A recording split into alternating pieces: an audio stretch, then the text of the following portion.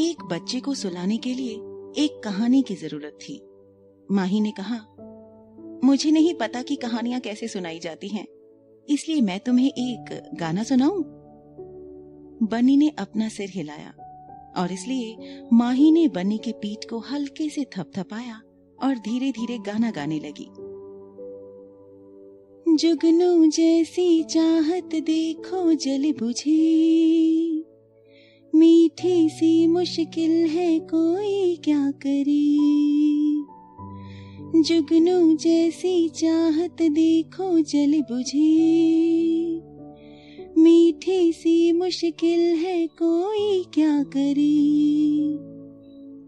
माही ने गाना बंद कर दिया क्योंकि अगली लाइन थी, होठों की अर्जी ऐसे ठुकराओ ना, सांसों की मर्जी को झुठलाओ ना। इतने छोटे बच्चे के लिए ये सॉन्ग कैसे सही हो सकता था? आंटी बाकी लिरिक्स नहीं गा पाएंगी, इसलिए मैं आपके लिए एक अलग गाना गाऊंगी। बन्नी ने अपना सिर हिलाकर हामी भर दी। माही ने उसके लिए सबसे अच्छा गाना सेलेक्ट किया। Twinkle, twinkle, little star, how I wonder what you are. When the blazing sun is gone, when nothing shines upon, then you show your little light. Twinkle, twinkle, all the night. 3 बार गाना गाने के बाद माही ने आखिरकार बन्नी के सांस लेने की मीठी आवाज सुनी। एक बच्चा पालना आसान नहीं है।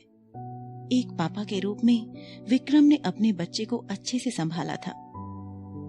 वो नहीं जानती थी कि बन्नी की माँ कौन है, लेकिन उसने उसे जन्म क्यों दिया और विक्रम के साथ क्यों नहीं रह रही थी। क्या ऐसा इसलिए था क्योंकि वो गरीब थी और ओबेरॉय परिवार उसे कभी नहीं अपनाएगा?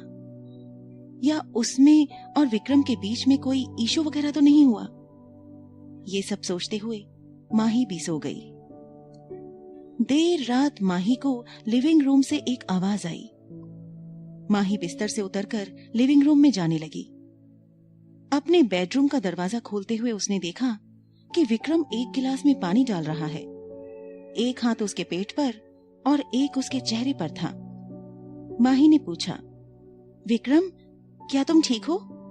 हाँ, मैं ठीक हूँ। क्या आपको पेट में दर्द है? विक्रम चुप था, लेकिन माही को पता था कि शायद उसके पेट में दर्द ही था। विक्रम तीखा खाना नहीं पचा पाया, लेकिन अगर वो उसे पचा नहीं सकता था तो उसने क्यों खाया? एक सेकंड रुको, मैं तुम्हें कुछ दवा देती हूँ। माही ने जल्दी से पेट दर्द की दवाई दी।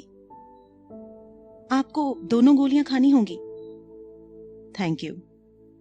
विक्रम ने उसकी हथेली से टैबलेट ले ली। विक्रम की स्किन बहुत ठंडी थी। माही के दिल में हलचल होने लगी। काफी देर हो चुकी थी और उसके सामने एक हैंडसम लड़का था, इसलिए अपने दिल पर काबू पाना आसान नहीं था। माही ने चुपचाप अपने दिल को शांत करने के लिए अपना मन भटकाया। जैसे ही उसने देखा कि विक्रम की तबीयत खराब है, तो उसने कुछ देर लिविंग रूम में रहने का फैसला किया। क्या अब आप ठीक हैं? क्या हमें हॉस्पिटल चलना चाहिए?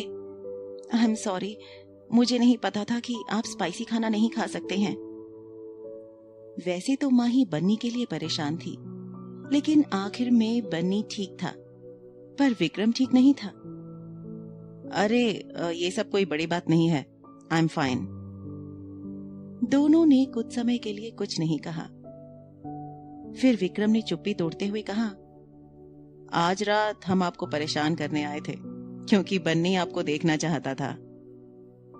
माही हैरान हो गई। बन्नी मुझे देखना चाहता था? चूंकि आपने उसे स्टोर रूम में बचाया था, तो शायद बन्नी अब आप पर बहुत भरोसा कर रहा है, विक्रम ने समझाया।